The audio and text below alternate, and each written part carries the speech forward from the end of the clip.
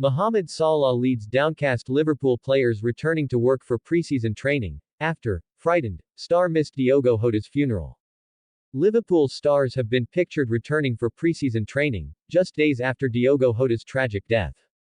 Jota, 28, was laid to rest at Gondomar Cemetery in Portugal on Saturday after he and his brother, Andre Silva, 25, were killed when their car crashed in the early hours of Thursday morning in northern Spain. The accident came just 11 days after Jota had married childhood sweetheart Ruth Cardozo, also 28, who is the mother of his two sons Diniz, 4, and Duarte, 2, as well as his baby daughter Mafalda, who is just 8 months old. The devastating news has left the footballing world in shock, and several stars were present at Jota and his brother's funeral on Saturday. This included the Liverpool team, Reds boss Arnold and many of Jota's Portuguese teammates, such as Ruben Neves, Ruben Dias and Bernardo Silva. And on Tuesday, Liverpool stars were back in preseason training and pictures emerged of them arriving. Mohamed Salah was pictured returning for Liverpool's preseason training on Tuesday, just days after the tragic passing of Diogo Jota and his brother Andre Silva. Jota was laid to rest in Portugal on Saturday and his Liverpool teammates were present as football mourned his tragic death, along with his brothers, following a car accident in Spain. Virgil van Dijk, left, and Andrew Robertson, right, both carried wreaths for the brothers. This included Salah, who was one of several of Jota's teammates to pen an emotional tribute after news of his passing. Before he also opened up on how he would be frightened to return to Liverpool's AXA training center for preseason as a result.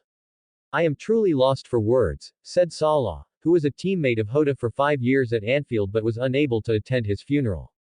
"Until yesterday, I never thought there would be something that would frighten me of going back to Liverpool after the break. Teammates come and go but not like this. It's going to be extremely difficult to accept that Diogo won't be there when we go back. My thoughts are with his wife, his children, and of course his parents who suddenly lost their children. Those close to Diogo and his brother Andre need all the support they can get. They will never be forgotten." Salah and Jota played 151 matches together for Liverpool and combined for goals on 19 occasions. Overall, Jota made 182 appearances for the Reds and netted 65 times, while he provided 26 assists. He was part of the Liverpool squad that won the Premier League title last season and previously won the FA Cup and 2 League Cups. Andy Robertson, who penned his own emotional tribute to Jota, was also seen arriving. Joe Gomez was another Liverpool star who reported for preseason training on Tuesday. Connor Bradley was also pictured at Liverpool's AXA training center ahead of the new season. Japanese international midfielder Wataru Endo arrives at preseason training on Tuesday. Jeremy Frimpong only signed for Liverpool last month after departing Bayer Leverkusen.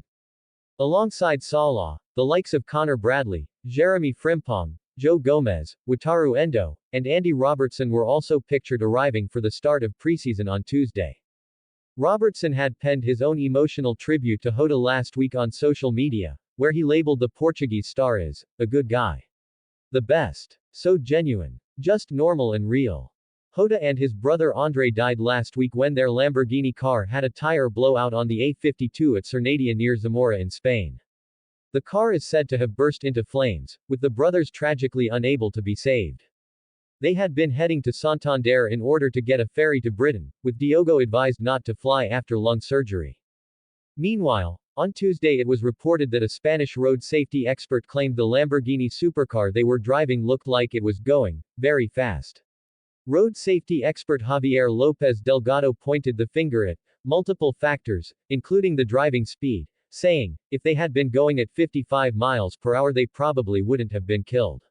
It seems very clear they were going very fast because of the skid marks.